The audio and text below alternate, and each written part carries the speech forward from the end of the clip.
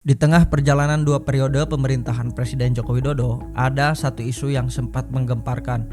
Bukan tentang kebijakan, bukan juga tentang politik praktis, tapi soal pendidikan sang presiden. Isu ini menuduh bahwa ijazah Jokowi dari SD, SMP, SMA, hingga S1-nya di UGM adalah palsu. Isu ini memicu debat panjang, gugatan hukum, bahkan menjadi perbincangan panas di tahun-tahun politik. Lalu, bagaimana sebenarnya kronologinya? Mari kita telusuri langkah demi langkah.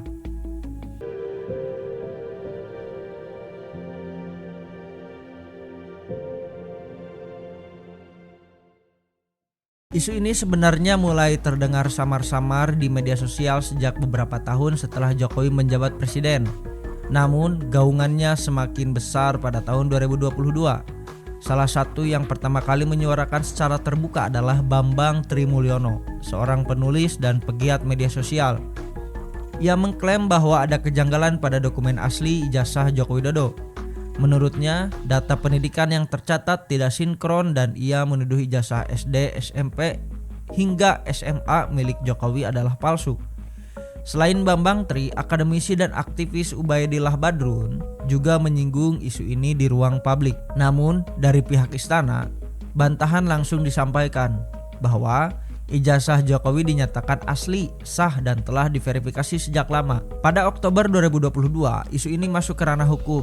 Bambang Trimulyono mendaftarkan gugatan perdata ke Pengadilan Negeri Jakarta Pusat. Ia menggugat Presiden Joko Widodo secara pribadi dengan tujuan agar pengadilan memeriksa dan memutuskan keaslian ijazah sang presiden.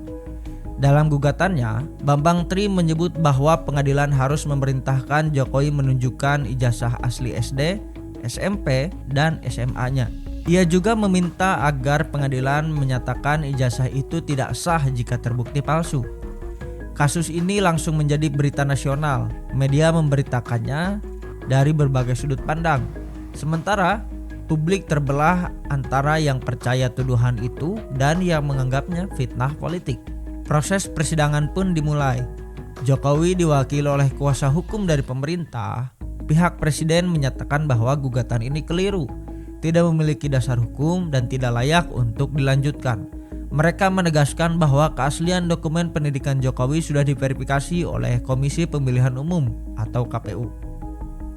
Setiap kali beliau mendaftar dalam kontestasi politik, mulai dari wali kota, gubernur, hingga presiden. Sementara itu, publik sempat penasaran apakah Jokowi akan hadir langsung di persidangan. Namun, sebagai kepala negara, ia diwakili oleh pengacaranya dan memilih tidak terlalu banyak memberikan komentar publik. Hanya sesekali menanggapi dengan santai ketika ditanya wartawan.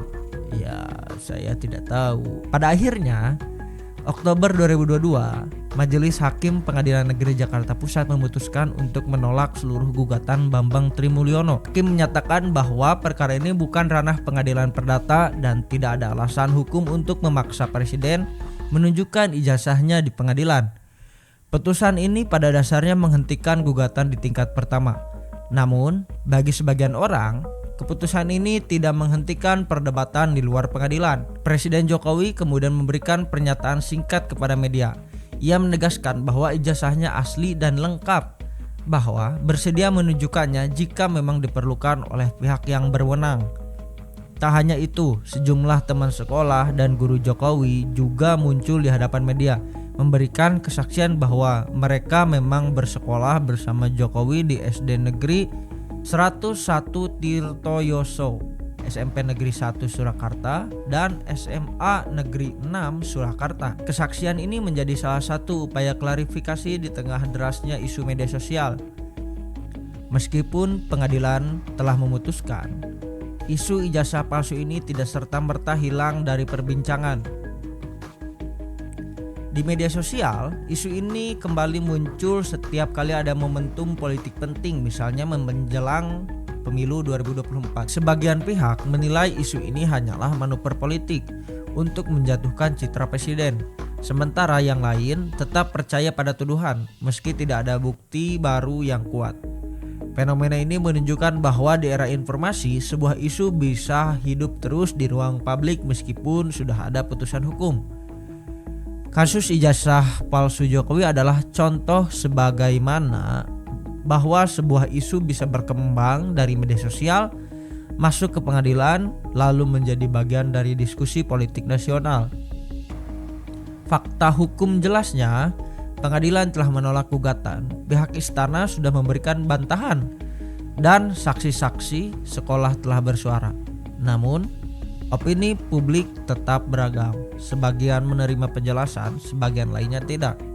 Inilah dinamika demokrasi kita. Ruang untuk bertanya selalu ada, tapi bukti dan proses hukumnya tetap menjadi pegangan. Demikian kronologis isu ijazah palsu Presiden Joko Widodo dari awal kemunculannya masuk ke ranah hukum hingga putusan pengadilan. Apapun pandangan kita, penting untuk memahami fakta, mengikuti proses hukum, dan tetap kritis tanpa terjebak pada informasi yang belum tentu benar. Karena di era digital, kebenaran seringkali harus diperjuangkan di tengah lautan opini.